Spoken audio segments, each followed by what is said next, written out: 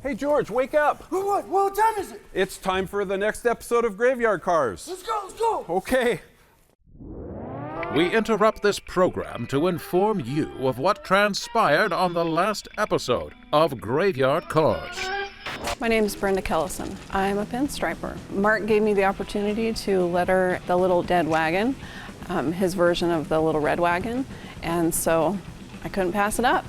Doug and I are working on getting the engine mounts in position. I've already pre-mocked all this stuff up, so now it's just a matter of putting it on the engine and getting it ready to go in the A100.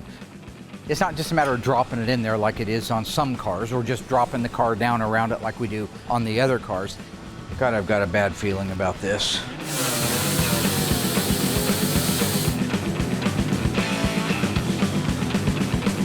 So the doors are all assembled. We got the locks, the handles, we've got the latch assemblies in, the new weather strips. With all that done, that really allows us to button up a good majority of that cab.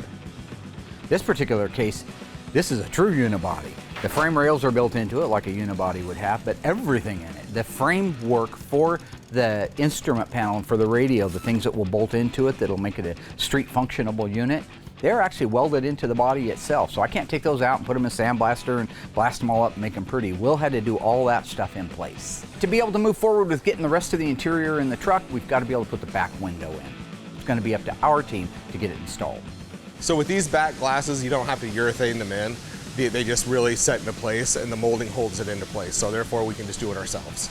Back glass is in, looks great. We had it tinted, so we can move on to the next step. The windshield installation, way past my pay grade. That's very, very precise work. This is a dual windshield with a split. So if you look at it, you got a right-hand windshield, left-hand windshield, and then you got a nose piece down the middle. Putting all that together and not breaking one of those pieces of glass with less than 4 days to have the car ready to go to SEMA, not my idea of fun. So that's done. It looks absolutely gorgeous. That's a huge thing to have out of our way. Because with that out of our way, we really just have a few things left, and we can load that thing on the truck and head off to the show. So firing up the Mopar Performance Ray Barton 923 horsepower Hemi, I thought I'd have a little fun. Will, if it's going to leak, it's going to be out these back bowls right here. Okay. So you might see it better from this side. I don't know. Well, I don't want to, oh, this is dry. This is a dry run. Yeah. Okay, so just crank over, see what's happening.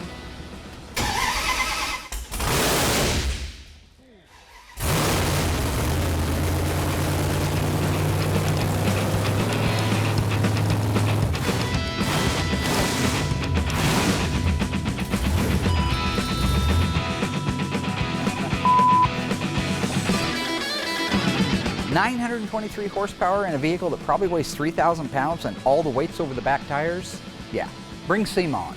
I am ready. I am ready for the red carpet, and I'm ready to set the world on fire. And you just make sure you get my insurance paid up. Accidents.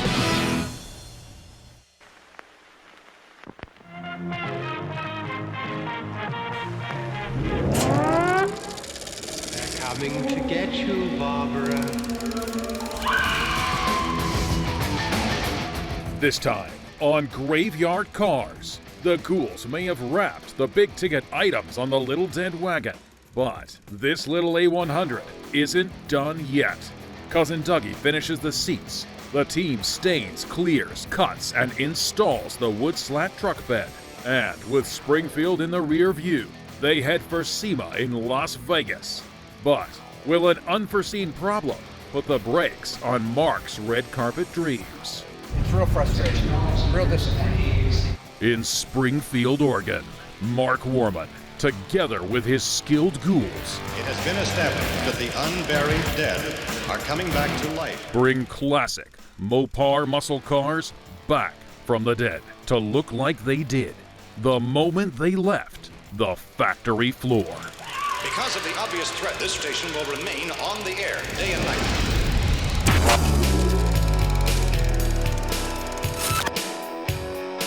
So we're getting ready to install the seats in the 1964 A100 little dead wagon. I like looking at the camera like that's kind of punches at home. Anyway, it's not the point. It's not all about me. These seats are customized. When it's all custom like this, I can anticipate some problems. My biggest fear will be that they set too high or they don't set right when they actually get bolted in. It is what it is. We got to get to SEMA, so. One of the things I admire most about Doug is how he will take his time. When you take those seats, for example, that bolt doesn't thread in there by hand, he'll clean it up. He'll clean the bolt up, he'll run a thread chaser through it, run the tap in there, get those threads all cleaned up. He doesn't want to be in a situation, and most technicians are not this way. They'll just ram it in there with an impact gun. Doug takes his time, cleans it up, and makes sure that it's a sanitary install. So for all the crap that I give him about his weirdness and his mannequins and his strange brain, he's actually a phenomenal tech.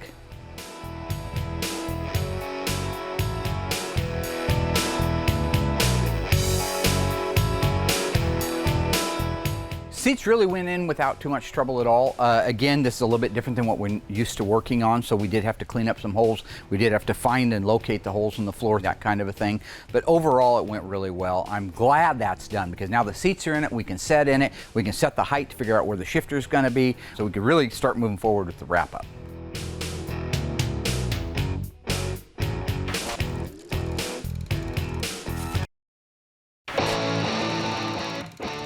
This 1970 Challenger RT features the 390 horsepower 446 pack engine. It's matched up with the legendary Hemi 4-speed transmission, and all of that power is handled out back by a 410 Dana rear end. This is a factory SC7 plumb crazy car, and it's all numbers matching. In 1970, the Dodge Challenger RT came standard with a 335 horsepower 383 Magnum. Now there were 3 other options available at that time. The first one was engine code E86, and that was a 440 Magnum single 4-barrel engine that produced 375 horsepower. The second option was engine code E87, and that was a 446 pack, and that's featured here. And of course, last but not least, the Hellephant, the 426 Hemi. That engine code is E74, and that produced a whopping 425 horsepower. This ultra rare Challenger is one of only 847 446 pack 4-speed 1970 Challengers made, and that makes this our Corpse of the Week.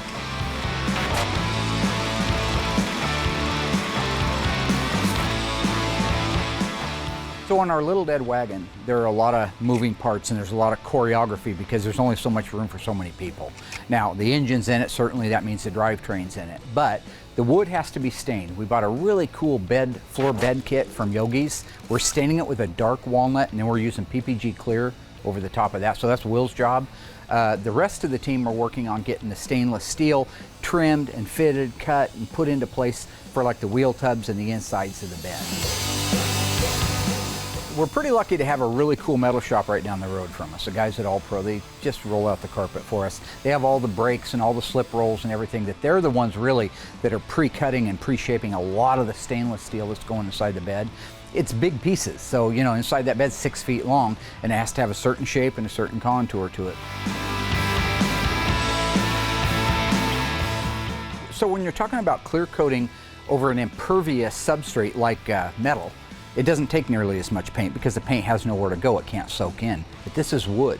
So that stain, while it goes on there and it soaks into the wood, the clear is coat after coat. Typically speaking, you would want to put 3 or 4 coats of clear on, let it set for a week, sand it, then re-clear it, and continue to do that until you had a nice flush finish. So the Little Dead Wagon has kind of been an ongoing change. And so from what I had envisioned originally to where it is even right now is different. The basic structure of it is the same. It's a great big Hemi in the back of an A100, and it's painted red, and it, you know, got a little dead wagon going onto it and all that stuff. But the stainless steel inside was more of an afterthought. Originally when I did it, I thought I would do body and paint work inside of there. But as we started running out of time for SEMA, and that date kept creeping forward, I thought, you know, the stainless would look pretty good, and it will. But it also saves me on my end a lot of time. The body and the paint that we'd have to do inside there would be an enormous amount of time. Frankly, we just didn't have that time. So the kit from Yogi's for the bed floor, I believe, is for a regular 8-foot bed. That doesn't leave us a lot of extra wood and a lot of extra stainless. It does leave us some, but what we've got to be careful of is making sure that when we make our cuts that we don't overcut. You can't put wood back on. You can keep taking it off, but you got to be careful when you make your measurement and you make your cut. Now, at the same time that you've got this specific piece of wood that needs to be, say, 54 inches long, maybe it only needs to be 4 inches wide, and originally it's a 6-inch wide piece. So then we have to do a radial cut or a lineal cut down. That's where guys like Royal come in, because he's done a lot of woodwork, and so is our new greenhorn. But when you're done, you've got to be able to stack this tongue and groove in together with the stainless steel separators. They also have to be precision cut. You cut too far, you can't put it back on there. With no time left for SEMA, it's just a very crucial time, even though we're rushing, and normally you can make compromises in a rush. This stuff, you have to stop, take your time, not just double measure, triple, quadruple measure. You need to make sure it's right. I always measure wrong. You learn that these little hands are the best things you can do. I mean, you can take a tape measure to it, you can use a block of wood, you can take papers and roll them up, but the fact is, your fingers are pretty much the same on each hand, unless you're Dougie. God only knows what he's got. I can measure, I could take a 2x4 that's 4 foot long, get another one, stand it up next to it, make a mark on it and cut it, and it would be shorter. Why? Because I cut on the wrong side of the blade, Royal says. So that's why I'm not doing it. There is no room for that kind of stuff. No Mark Warmanisms in this one. You know, I watch a lot of car shows. I spent the last 15 years watching great shows like Overhauling. And I always thought to myself, that's a crock, man. Nobody's under that kind of pressure. But they can be.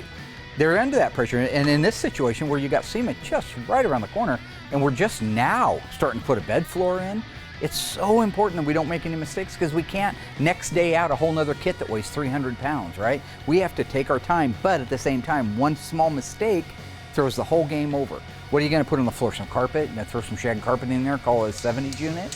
So yeah, you do have to make the right cuts, and you have to make them every single time. When I bought the little A100, I knew that it was gonna be a little dead wagon. Check it out.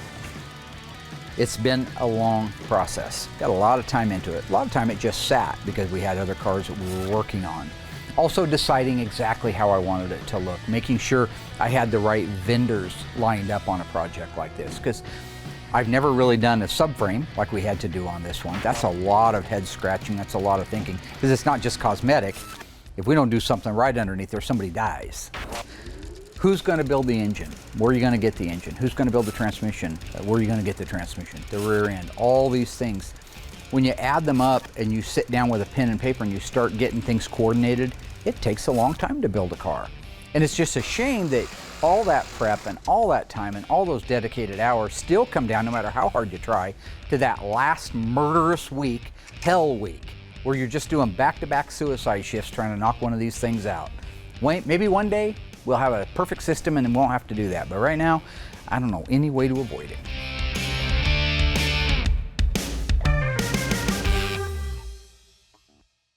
The 1970 Challenger RT was certainly born with the intention of going fast and looking cool. What high-performance engine in the Dodge lineup for 1970 was not available in the Challenger RT model? Was it the 383 Magnum, the high-performance 344 barrel, the 426 Hemi, or none of the above? Do you think you know the answer? Stay tuned after the break and I'll let you know how you did.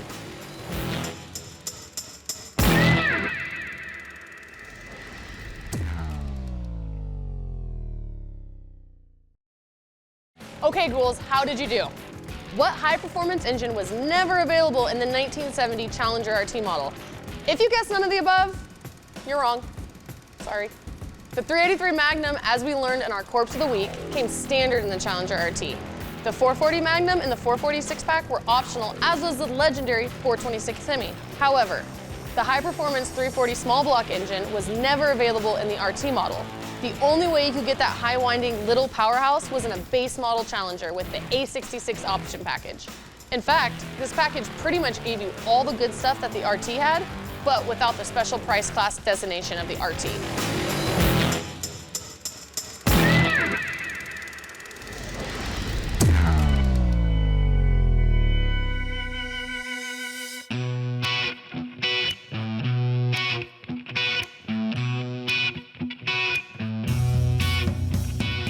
So this is actually one of my favorite parts of the whole thing. When I was a kid, I remember the little red wagon with all the cool decals down the side, and he had some I don't have. There were sponsors back in the day that were very big into racing, maybe that aren't as much today. What I tried to do was, number one, if they really truly were sponsors, and they were around back in 1964, I tried to use their original graphics. I tried to do replicas of the originals. So when you see like the Hearst shifter, now I wanted to have that one on there because that was been on many cars over the years. So the little Hearst logo is an original 1964 style. Milodon's a great sponsor. They worked with us on the oil pan, the oil cooling system, all kinds of things like that. But the decal I had to use on that is the only one that they've had, which is the modern day logo. Krager You look at that one on there, that's the one that was back on the trucks and on the race cars back in the day.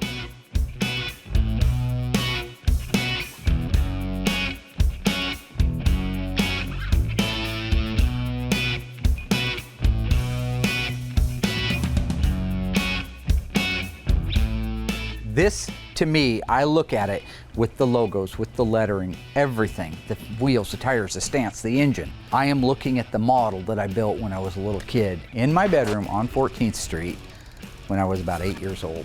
So hopefully the rest of the world that remembers the vehicle and loved Bill Maverick and got to see him maybe in some cases live like I did up at Woodburn and PIR will really love the truck, and hopefully it takes them and transcends them just back to a funner time in our lives when we were kids. So right now Mark is out doing his final test drive on the A100. You hear him pulling in right now, so we're going to bring it in, do it once over on it, make sure we're good to go.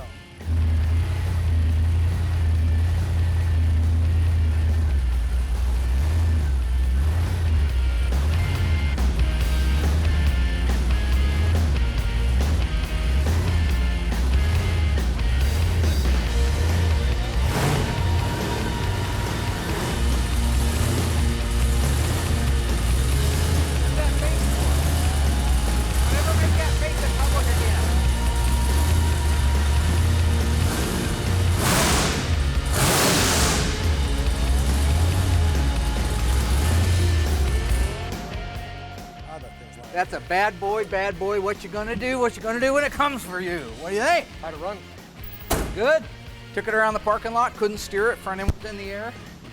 So it's ready to go. It's ready to go. What do you think? It came out great. This thing is absolutely beautiful. It came out just like I wanted it to. It has so much of the spirit of the original one that I grew up watching. Everything I wanted from the beginning, from the time I first thought about it, first had the idea at SEMA a couple of years ago. No, I don't think so. Yeah. No. This was my idea for us to build this. Well, Lonnie freaking dog! Was it my idea? I did not know that. When we got back from the SEMA the year before, said, hey boss, this is what we got to do. Horrible idea. Literally horrible. Wanted no part of it. You knew it was my idea. No, I don't even remember you saying it. You keep saying you did, but I don't believe you did. I thought it was a joke. Like, he truly forgot. I have a delayed learning response. 6 months? Yeah, 6 months, yeah. This thing's awesome. The car came out great. We got it ready for SEMA. And it's ready for the red carpet. Absolutely gorgeous. Ray Barton builds the nastiest engine on the planet today. It has 923 horsepower on pump gas. And it fired right out. Yep. 871 blower shop blower, dual Holley carburetors. Just beautiful. No, Yep. Has a good feel to it. Got our Yogi Bear floor in there. Absolutely beautiful. I mean, is there anything you'd do differently? Not a thing. And look at the lettering Brenda did on that. I mean, just a local talent to capture the spirit of what I wanted, which was, I wanted it to look like the lettering and look the cartoony kind of a feel to it. It wasn't until she started putting the shadows on it that it really started to pop. No, this has that old school feel to it. Hoosier, Excel, Eat My Shift transmission guys. Johnny Lightning. Johnny Lightning was the original sponsor of the little red wagon. Oh, was it? Yep. We were going, and I didn't tell you this. This is the cool stuff. Notice my pistol grip shifter. Yeah. My crushed velvet tuck and roll interior. Oh, that was spawned from my brain. No, it wasn't. The steering wheel was cool. Mom used to say I had a fertile mind. You probably did at one point. No, I still have a fertile mind. There's nothing wrong with my mind. You just said you were delayed. You know what I did is I did that for you because I feel sorry for you. You just realized you come up with lies, and then I just tried to get you a back door out of it. You remember the red carpet last year with the Superbird? Actually, no. Oh, you weren't there? You didn't let us go. It's a shame. Yeah. You'll be down there this year. They invited us to go across the red carpet. Only one car gets invited to go across the red carpet, and you are looking at it. It's like 100 cars. Yeah, it doesn't matter. Only one little dead wagon with a 426 Hemi with dual Holley carburetors and an 871 Supercharger on it get to go across. That is correct. Yes. So this will be the only picking the fly poop out of the pepper, I'd say. No, you think we're ready? I think we're ready. I'm exhausted. See you in SEMA 2018. Litter Dead Wagon. get ready, pack up, head out. You guys are flying down. I don't fly, I drive. Takes about 15 hours. I average about 80 miles an hour going down there. 2016 Challenger Shaker, still getting 22. Huh? The people at home don't care. Oh, okay. I'm sorry I'm boring you with what I'm going to actually do. Why don't we talk about how many beers you're going to drink while you're down there? Because they love to hear about that. They do. Yeah. Yeah. Drunk. Good comeback. Yeah. Yeah, you are. So now that we got this all wrapped up, I'm gonna go get packed. We're gonna catch our flight, get down to Las Vegas, and make sure we're ready to go for the red carpet. Little Willie Willie can't block mud. Comes to the daddy for the daddy rescue. Ha ha.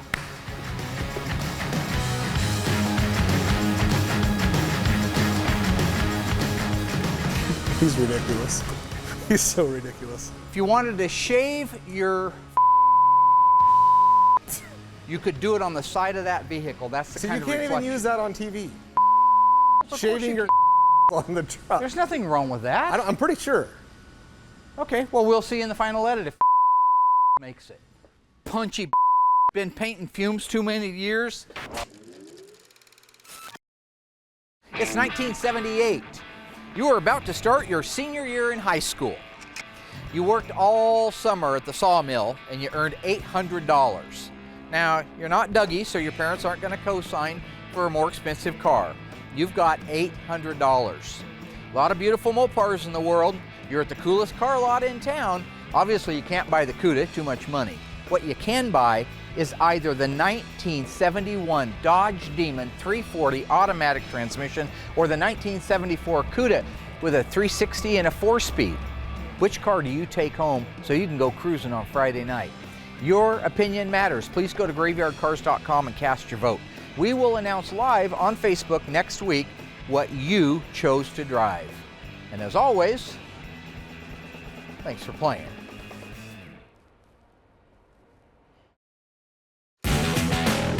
So far, the Ghouls knocked out the last items on their A100 punch list, installing the seats, the wood slat truck bed, and the stainless steel finish pieces. Still to come, the GYC team heads for SEMA. But will a problem with the little dead wagon spell disaster for its red carpet debut? That means the little dead wagon is dead.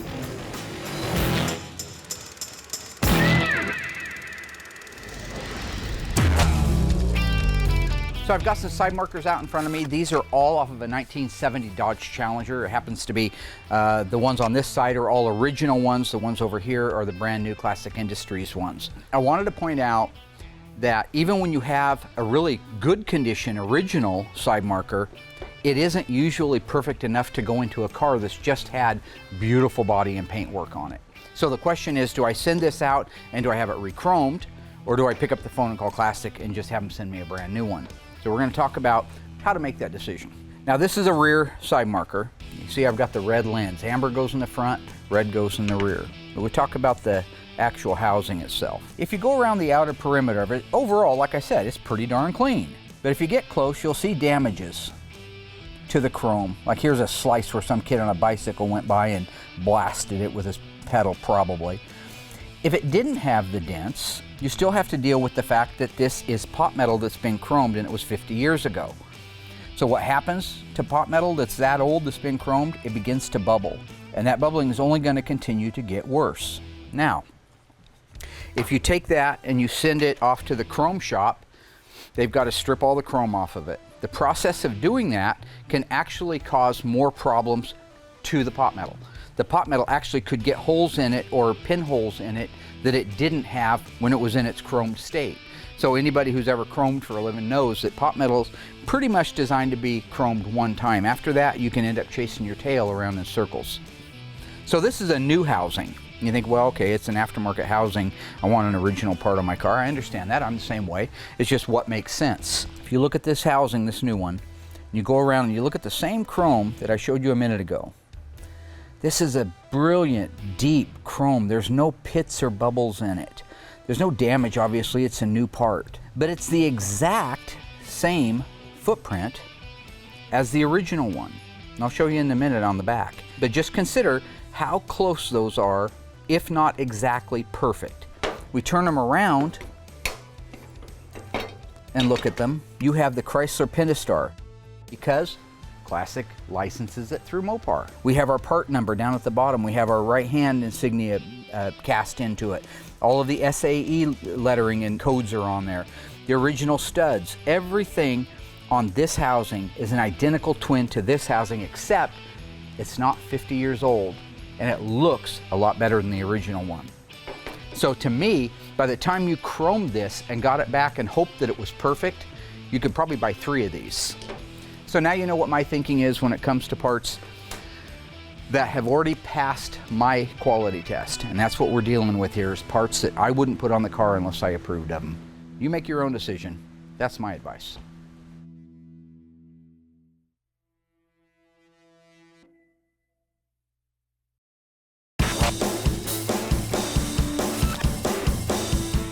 Right now we're down at the Las Vegas SEMA show, SEMA 2018.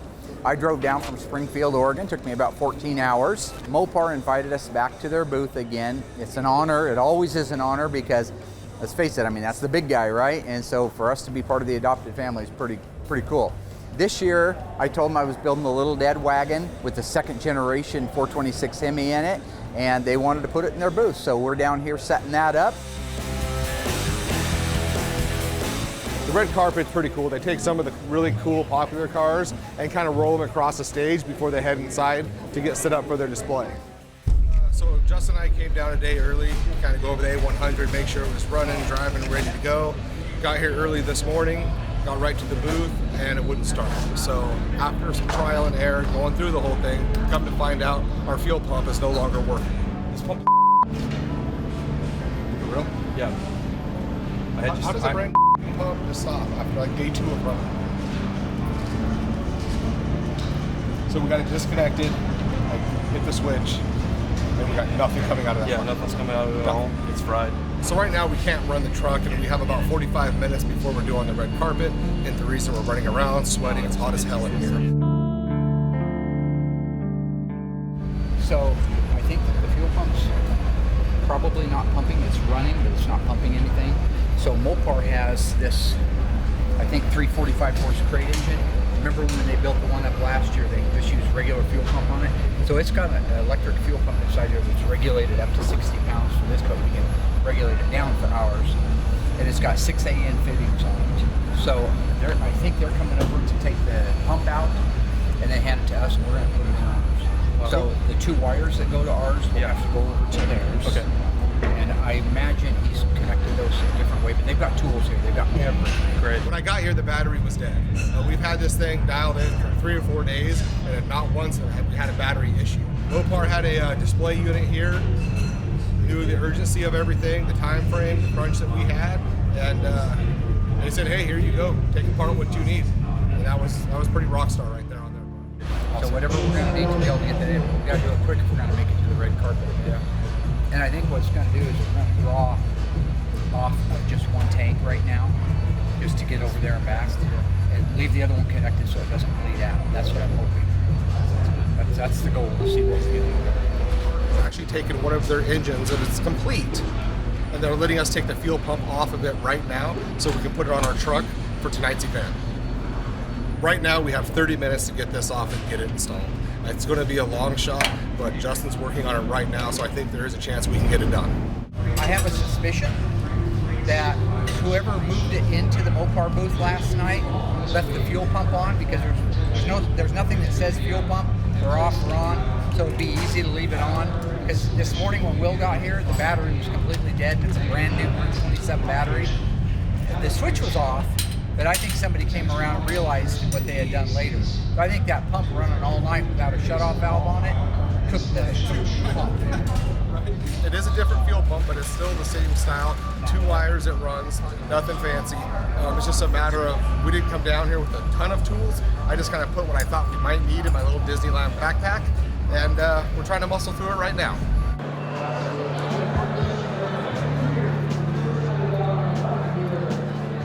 We have the fuel pump in there. The problem we're running into is they use bigger fittings than what we used. So at this point, we're trying to see if we can just bypass all of our system completely and go with their setup all the way through and try to get it good enough just to get it to the red carpet tonight. It is 1:45, we have 15 minutes, It's just been one problem after another. We've always been able to overcome everything over the past couple months. That means the little dead wagon is dead. We just found out that we're not going to be able to get this truck running and on stage for the red carpet event. So instead, we're getting ready to raise it up in the air, put it on the stand so it can be up on display. Everybody will enjoy it. It's just kind of disappointing that we couldn't get to the actual red carpet event. I guess we clean up our mess, get the forklift, because we still need to get this thing jacked up and done. Yep, we'll talk tomorrow. All right. It's real frustrating, real disappointing. So at this point, we're basically just kind of buttoning it back up. We're going to get it lifted 4 feet up in the air, and then we're going to go out and have a drink.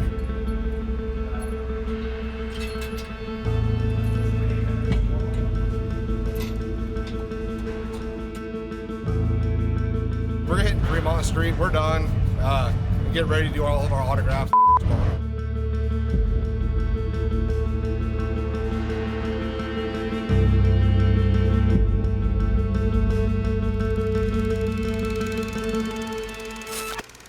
We've learned that Dodge made several high-performance engine options in the 1970 Challenger. True or false? Only 974 Dodge Challengers equipped with a 446-pack engine and a 4-speed transmission were produced in 1970. If you think you know the answer, stay tuned after the break and I'll let you know how you did.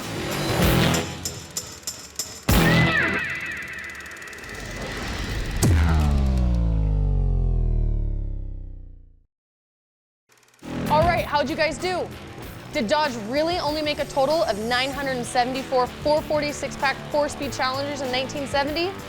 If you guessed yes, well, you're wrong again. What the heck? Were you guys not paying attention to Corpse of the Week? The total production of 446-pack 4-speed Challenger RTs in 1970 is 847. So now you know.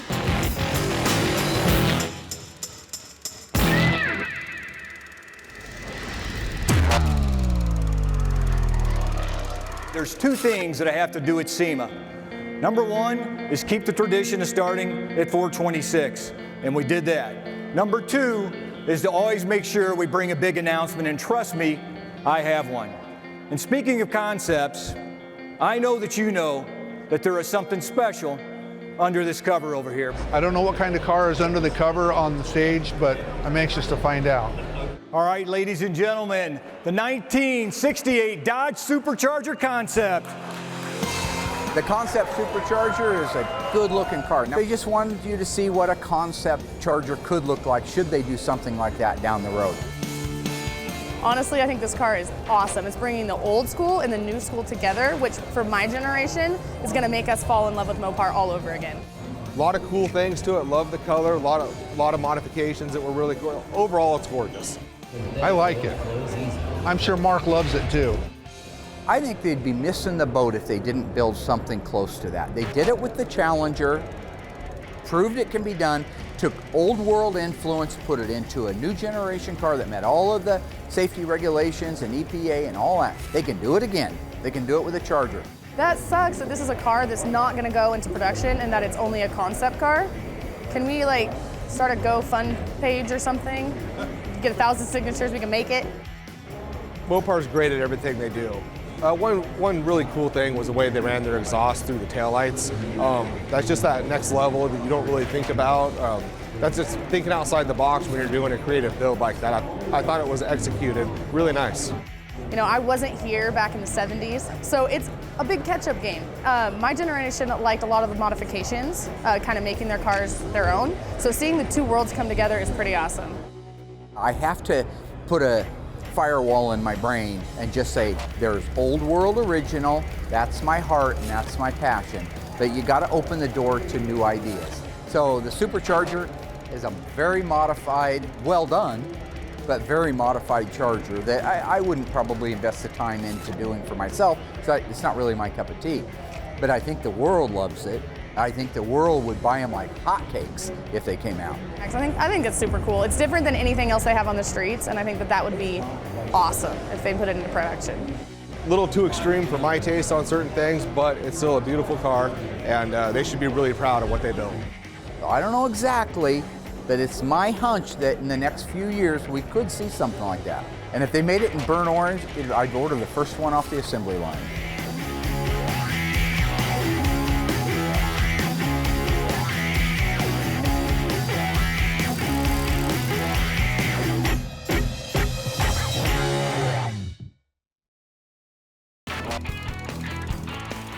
Ladies and gentlemen, please welcome the head of Mopar North America, Steve Beam. One of the things I'm looking forward to is at 4:26 in the afternoon, they always have their press release on the first day of the show. So they've asked me to be out in the audience because they want to surprise me, I guess. If you're a SEMA regular, you may have been expected to be greeted by someone with an Italian accent. So our good friend Pietro actually moved up, and now he's working with Mopar on a global level.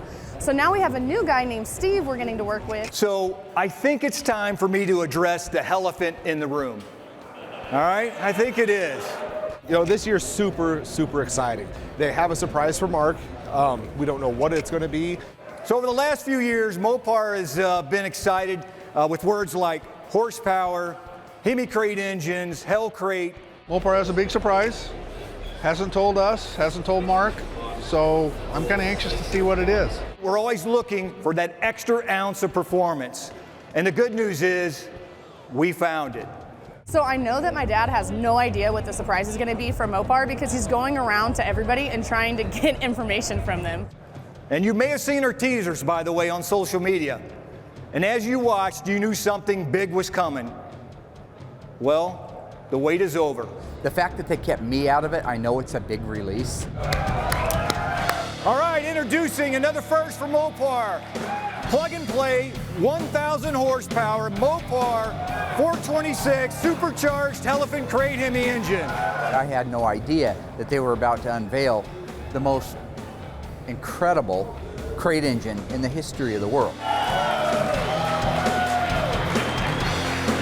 That's right, this Mopar Hellephant crate Hemi engine delivers a staggering 1,000 horsepower along with 950 pound-feet of torque. This Hellephant is a beast. 1,000 horsepower, 4-digit horsepower in a crate with a controller running on 93 octane pump gas. Back in the day, it cost you $25,000 to build a motor with that much horsepower, and you couldn't run it on pump gas. Chevy and Ford can say whatever they want. The game is over. Who got the checkered flag? Mopar. Well, we'd like to think the Hellephant is a very special gift, and all the performance lovers out there, but what's a gift if you can't open it up and play with it? So I think we should fire this thing up. I also think we should bring Pietro back up to help me fire this thing up. It was fun to see Pietro again. I only get to see him once a year. That guy is all over the globe, non-stop, in a plane constantly. So excited to be here once here again. And by the way, Steve, there is a good friend of Mopar here at SEMA. He has been my partner in crime for a couple of years, and he is a true Mopar enthusiast. I mean, we have a little discussion about who invented Mopar or no car, but I think I will take Mark was on stage with us. Come on up, Mark. Where are you at? There he is. Mopar or no car. Yeah. Mopar or no car. So they did bring me up on stage. I'm up there with the global president of Mopar and the U.S. president of Mopar, and here's little old Mark Warman. Oh, that's crazy. That's mental. As always, they told you to walk in front of the car and you can Who else would do this other than Mopar, right? Oh, that's what do you guys think? Let's, why don't you help me get this thing fired up, we're right? starting it, right? I take the fire marshal 15 minutes to get here.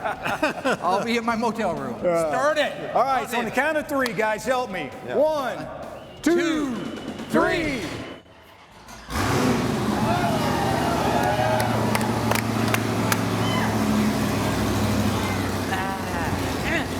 Now the fire marshal is gonna come. There you go. Listen to that. Listen to that. Come on, now give it a round.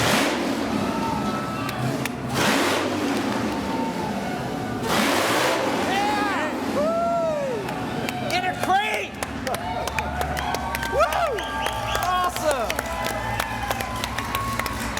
Oh, all right. Now that's real.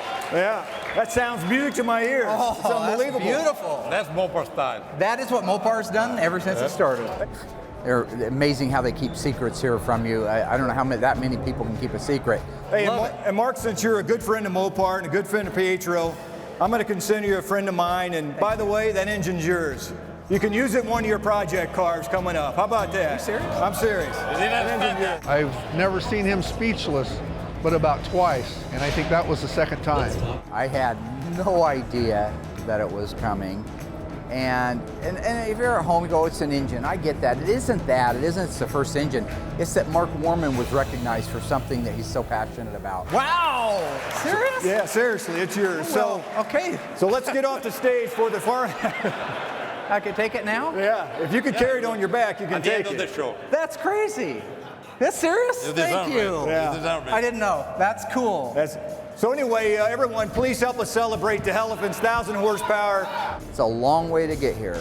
And so to be here and recognized by the leader in cool performance, Mopar, somebody you spent your life dedicated to fixing and repairing and promoting, doesn't get a lot better. So, as always, it's Mopar or no car. Thanks, everyone. He was pretty excited. Thank you, everybody, for coming out. That's oh, man. I did not know I was getting that.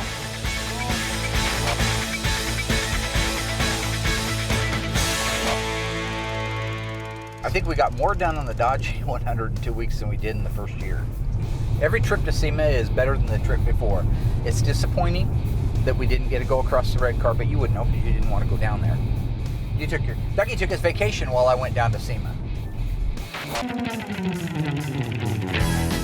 While the cat's away, the rooster will play. But we had a good time down there. We didn't get a chance to go across the red carpet because the fuel pump was left on and got destroyed overnight. But the good news is the fans absolutely loved it. It was sitting at the front of the show. Mopar, once again, amazingly, I don't know how they are able to keep these stupid secrets from me. Maybe I'm just not connected. Maybe I'm not in the Circle Trust. But the fact is, they gave me the very first 1,000 horsepower all aluminum 3rd generation 426 Hemi built. The first one. So you know what that means? That's awesome. It does mean it's awesome. Uh-huh. It also means we've got to come up with a very, very special car for it to go into. And I have an idea. I'll bet you do. I do. I'll bet it's going to be a good one. It's a good one. Yeah. If I can pull it off, it'll be the biggest event at SEMA 2019 in the history of the SEMA show. I may be outside the circle of trust, but in my little world, my little pond, I'm the big fish that runs it, and nobody can keep a secret. Tony Philly Steak D'Agostino is sniffing around to come out and check up on his car, right? Yeah. So I got that word yesterday. I told the camera guys to make sure they put their great big wide lenses on. Cameras, we don't want to miss any, right? Told them the big ragu is coming. Remember the big ragu? Uh-huh. Yeah, that was for Laverta Shirley. The big ragu is on his way. I'm not saying he's fat, all right? But his high school graduation picture, it was an aerial photograph. Yeah? Maybe we can do lunch. Yeah. Philly steak sandwiches? Yeah, that'd be good. Why don't you guys go to lunch? And if I'm out there in 5 minutes, you start without me. Okay. Yeah.